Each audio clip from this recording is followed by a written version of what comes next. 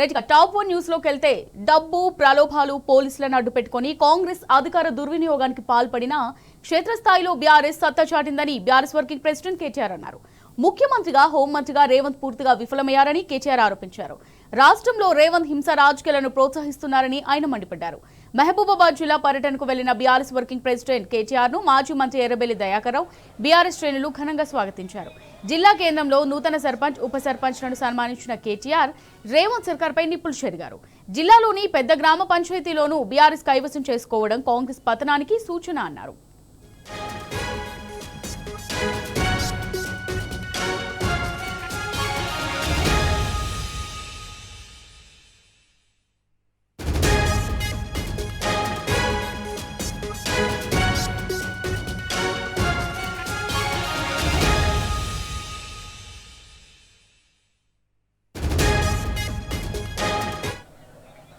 రెట్టిగా దీనికి సంబంధించి మరిన్ని డీటెయిల్స్ మా రిపోర్టర్ రవికాంత్ అందిస్తారు. రవికాంత్,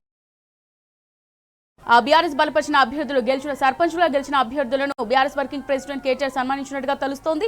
అలాగే రేవంత్ సర్కార్ హింస రాజకీయాలను ప్రోత్సహిస్తోందని విమర్శించినట్టుగా తెలుస్తోంది. మరి దీనికి సంబంధించి పూర్తి డీటెయిల్స్ ఏ విధంగా ఉన్నాయి రవికాంత్?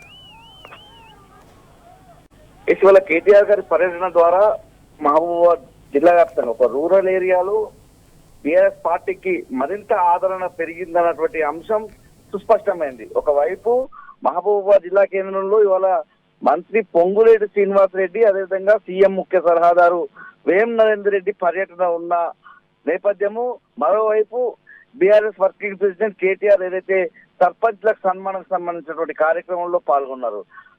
కేటీఆర్ పాల్గొన్నటువంటి కార్యక్రమంలో పెద్ద సంఖ్యలో బీఆర్ఎస్ సంబంధించినటువంటి నాయకులు, కార్యకర్తలు గ్రామాల నుంచి తరలి వచ్చినటువంటి సందర్భం కనిపించింది. గ్రామాల్లో వాళ్ళ బీఆర్ఎస్ కు ఉన్నటువంటి ఆదరణ కావచ్చు, బీఆర్ఎస్ వర్కింగ్ ప్రెసిడెంట్ కేటీఆర్ కు ఉన్నటువంటి ప్రేమ ఇవాళ ప్రజల నుంచి కావచ్చు, ఇటు ఆ పార్టీ శ్రేణుల నుంచి మనకు ప్రధానంగా కనిపించింది. ఇవాళ గెలుపొందినటువంటి సర్పంచ్లను అభినందించడంతో పాటు బీఆర్ఎస్ వర్కింగ్ ప్రెసిడెంట్ కేటీఆర్ వాళ్ళకు సన్మానం చేశారు.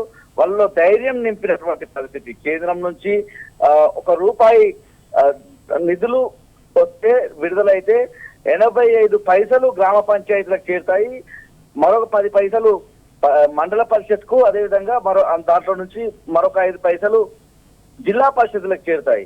ఇక్కడ ఉన్నటువంటి కాంగ్రెస్ పార్టీ కావచ్చు, కాంగ్రెస్ ప్రభుత్వం కావచ్చు, వాళ్ళు మిమ్మల్ని ఇబ్బంది పెట్టే ప్రయత్నం జరుగుతుంది, మీరు ధైర్యంగా ఉండాలి, బీఆర్ఎస్ పార్టీ మీకు అండగా ఉంటుందన్నటువంటి ధైర్యాన్ని ఆయన చెప్పినటువంటి పరిస్థితి మనం చూస్తాము. 2 ఏళ్ల కాలంలోనే కాంగ్రెస్ ప్రభుత్వం మీద ప్రజలకు ఏర్పడినటువంటి ఒక ఏదైతే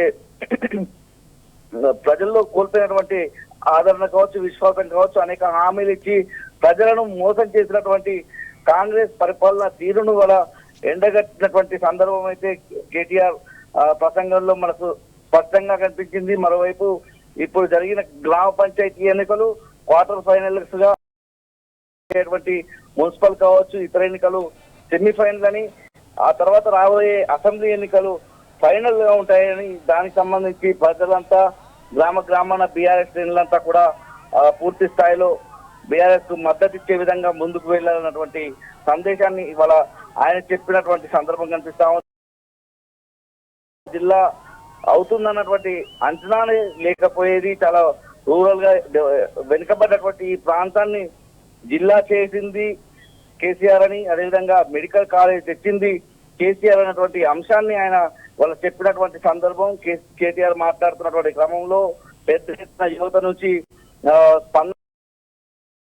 చెప్పాల్సి ఉంటుంది. పూర్తి స్థాయిలో అనేక హామీలు ఇచ్చి అధికారంలోకి వచ్చిన కాంగ్రెస్ పార్టీ, కాంగ్రెస్ ప్రభుత్వం పూర్తి స్థాయిలో వాళ్ళ ప్రజలను ఇబ్బందులు పెట్టేటువంటి ప్రయత్నం చేస్తా ఉందని, గ్రామ పంచాయతీ ఎన్నికల్లో కూడా పెద్ద సంఖ్యలో బీఆర్ఎస్ పార్టీకి సంబంధించినటువంటి మద్దతు తెలిపిన అభ్యర్థులు గెలిచారన్నటువంటి అంశాన్ని ఆయన చెప్పారు. 2 ఏళ్ల కాంగ్రెస్ పాలనలో గ్రామాలు అధ్వాన్నంగా తయారయ్యేటువంటి అంశాన్ని కూడా ఆయన చెప్పినటువంటి పరిస్థితి. దేశంలో 3% జనాభా లేని తెలంగాణ ప్రాంతానికి సంబంధించి 30% కేంద్ర ప్రభుత్వానికి సంబంధించినటువంటి అవార్డులు వచ్చిన దాఖలాలు ఉన్నాయని, అదే సందర్భంలో కాంగ్రెస్ 2 ఏళ్ల పరిపాలనలో మరొకసారి గ్రామాలు అధ్వాన్నం అయిపోయాయని చెప్పినటువంటి సందర్భం కనిపిస్తా ఉంది. మరోవైపు బీఆర్ఎస్ మద్దతు ఇచ్చి గెలుపొందినటువంటి బీఆర్ఎస్ సర్పంచ్లు ఎవరైతే ఉన్నారో వాళ్ళను ఆదర్శంగా తీసుకునే విధంగా గ్రామ పంచాయతీలను అభివృద్ధి చేయాలన్నటువంటి సూచన కూడా కేటీఆర్ ఇవాళ తన ప్రసంగం ద్వారా తన సందేశం ద్వారా